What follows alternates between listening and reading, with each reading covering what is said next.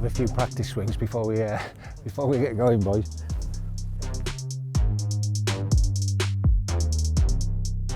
Yes, Tommy.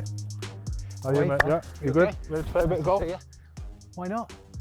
Enjoy. Nice afternoon, isn't it? No, perfect at the minute. 6th hole at the Warwickshire.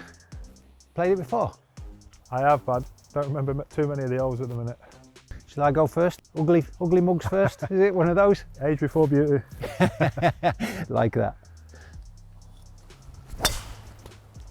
Yeah, good shot.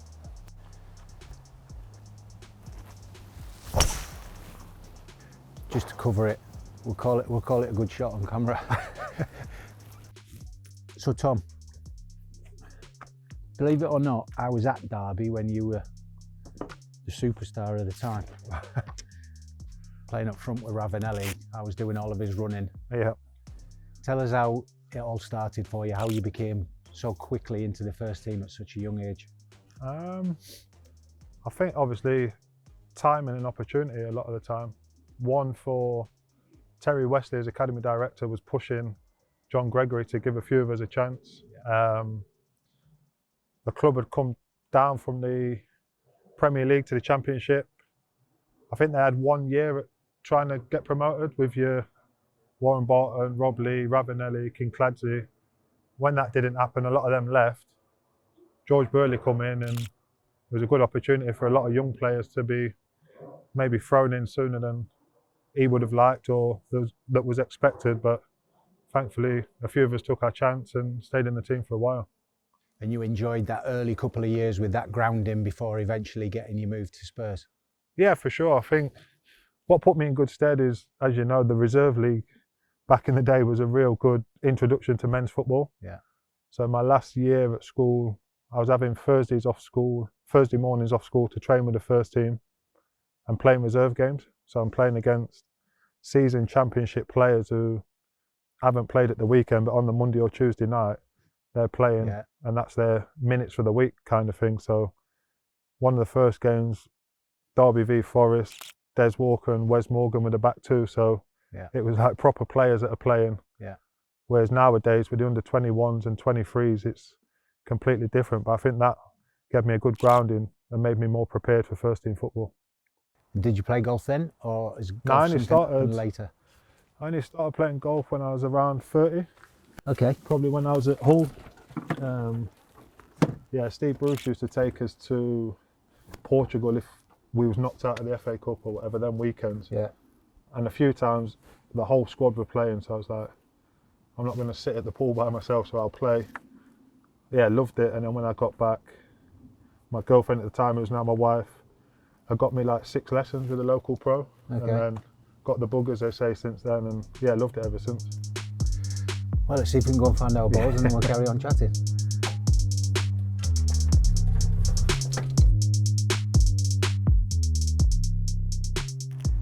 Just gone off the other side. It's a tough game, isn't it? Yep, these are my good ones at the weekend. So getting to Spurs, I mean, there's some players in that team, isn't there? When Modric, Bale, during your time, what was that like for you? No, I signed in the January to go in the summer, but I was 50-50 at the time because we were 4th with Derby, and in my mind I was thinking if we actually go up, I've got more chance of playing regular for Derby than. But yeah, it was like you say, it's the opportunity I couldn't turn down. First few sessions I was thinking I'm miles off this because I was playing centre back at the time. We had Freddie Canute, Mido, Defoe, Keane, and I was playing against like the 5th striker, who was Lee Barnard. And in training, his movement was, I was thinking I'm not quite out for this level. Never mind playing against the other 4. But yeah, obviously played more midfield up there. And yeah, didn't play that much in that first season. Ended up having 3 months at Wolves on loan, which was a good dressing room again. And then the following season, once the club had sold Michael Carrick to Man United, I got my opportunity and stayed in the team quite regular. And that, how did you cope with living down in London? I was fine. It was obviously moving 100 miles away from home at 18 was, in hindsight, it was a big thing. But for me at the time, it was need to move there to prolong, further my career. And So just looking at the bigger picture, saying yeah, it's not... thankfully, myself and Aaron Lennon had been in England under 16s together. Yeah. We moved at the same time, lived in the same apartment block, 5 minutes from the training ground, so we could sort of bounce off each other. Yeah. And there's quite a few young British players at the time, like Jenness had signed, Michael Dawson, Wayne Routledge. So there's quite a little clique of us that were in similar positions, really. So that made it a little bit easier off the pitch? Yeah, a lot easier. Like I said, at the time, I just took it in my stride, didn't really think about it. But as a coach now, if someone was moving that far from home, living by themselves, you'd almost want to look after them a little bit. Yeah, absolutely. It's not easy, is it? No. A bit like our chips around the green.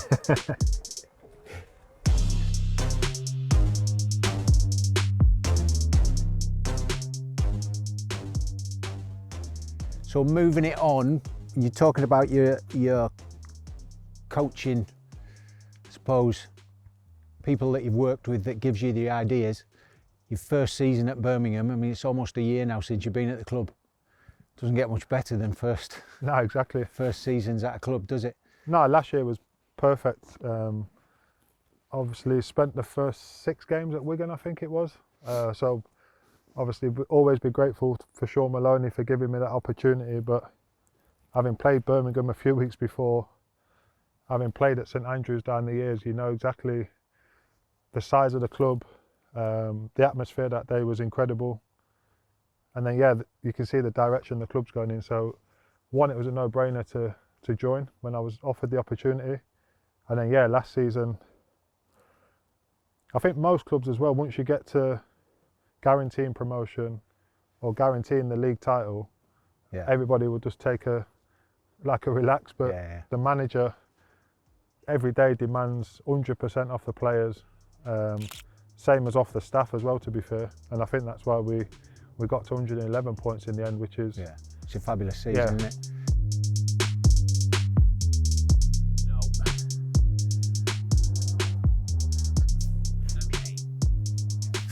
Even my watch says it's a terrible shot. So how do you break up who does what between yourself and Ben and the other coaches? Ben's probably more focused on how the opposition are pressing us. Okay. And I'm more focused on the way the opposition are building up or playing, which, as you saw at times last year, was difficult because once we get our press right, most teams just shell it. So it's difficult to give the manager the information on how teams are trying to build up and play. But that's and then obviously Groundsy, as I said, has a big focus on the younger players when they come up, and equally set pieces. So, and then Chris comes in over the top, takes the information from each, the 3 of you, and then delivers it to the players. Yeah, I think on match days it's just, obviously the manager's as diligent as anyone you'll ever meet. So he's just, a lot of the time it's almost just to confirm what he's seeing. Yeah. Obviously we've got that sole focus, whereas he's looking at the bigger picture. So it's just reaffirming what he's seeing himself, to be fair. And how did that come about? Have you worked with Chris previously? No, never. Or met him? It was quite random.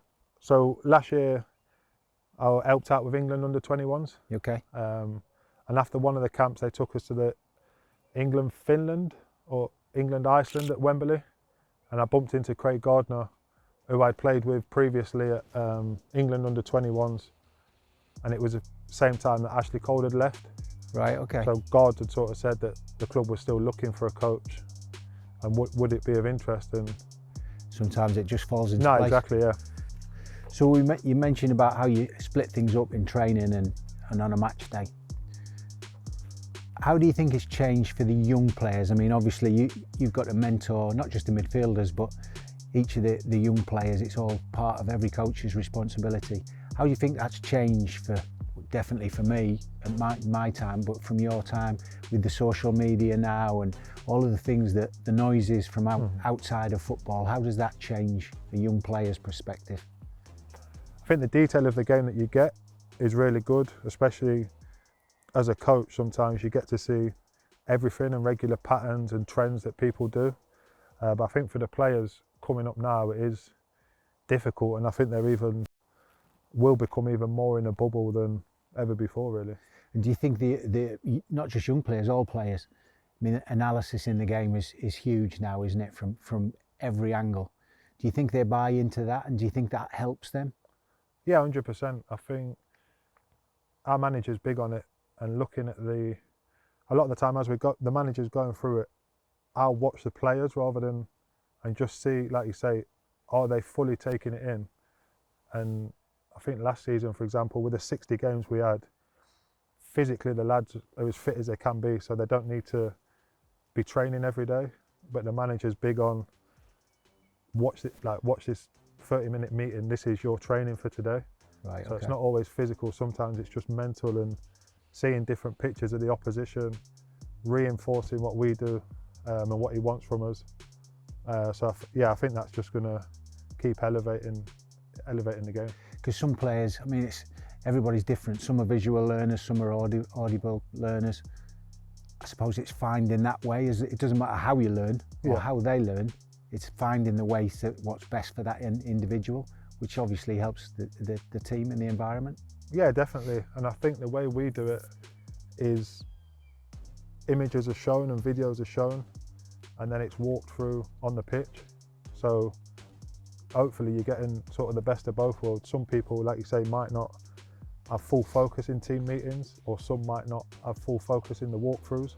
But as long as they're getting full focus in one of the two, I think it bodes well for us. Let's see if we can focus on this last hole, shall we?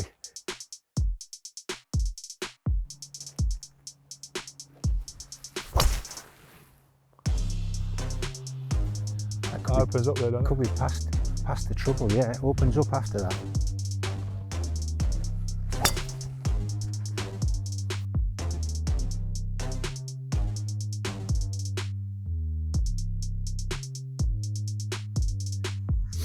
Good, and finish on 2 pars and keep it friendly. That's good with me. Well done, Cheers, Tom. mate. Thank you. Enjoyed it. Well done. Good to see you. You too. Should we go and have a coffee in the clubhouse? Yeah.